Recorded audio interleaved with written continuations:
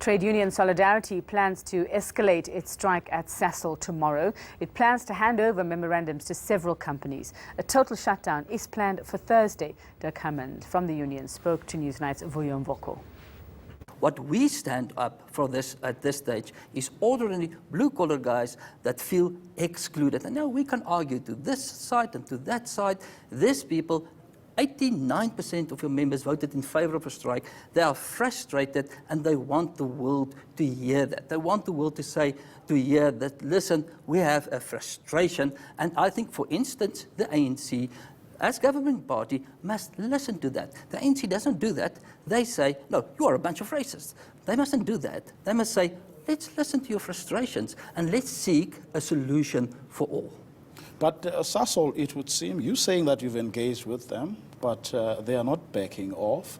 So it means that they have listened to what you have to say, but they simply disagree with you. Yes. Why don't you accept that? We will not accept that because it's not morally justifiable to exclude a specific part of your employees on grounds of race. Because in practice, what will happen?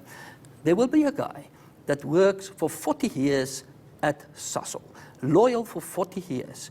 But then will be a guy that worked there for 3 weeks. The guy that's there for 3 weeks will get share value of 500,000 rand. The guy that's there for 40 years never was part of a share scheme because he's an ordinary blue-collar guy. He gets nothing. That will lead to racial tension. This whole Sasol decision brought about racial tension, and the only reason why they did it was for commercial empowerment points. I don't see the moral reasoning behind Sasol.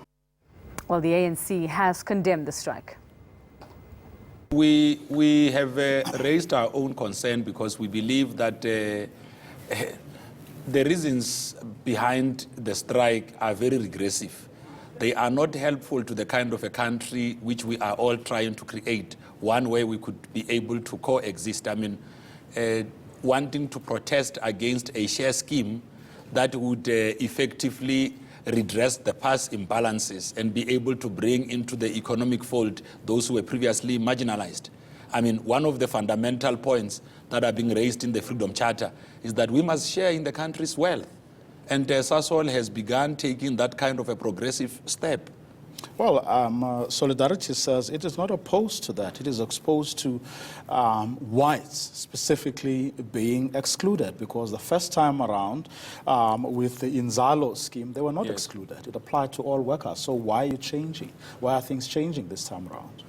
Well, you are like I said, Budvuyo, you are dealing with past imbalances here. I mean, their right to protest is enshrined in the Constitution, but they must be able to protest for issues that bring the country together. I mean, you can't take to the street because you want to entrench what would appear like a racist stand. It's not helpful, especially to a country that comes from our own past, where we come from, where we're inherently divided.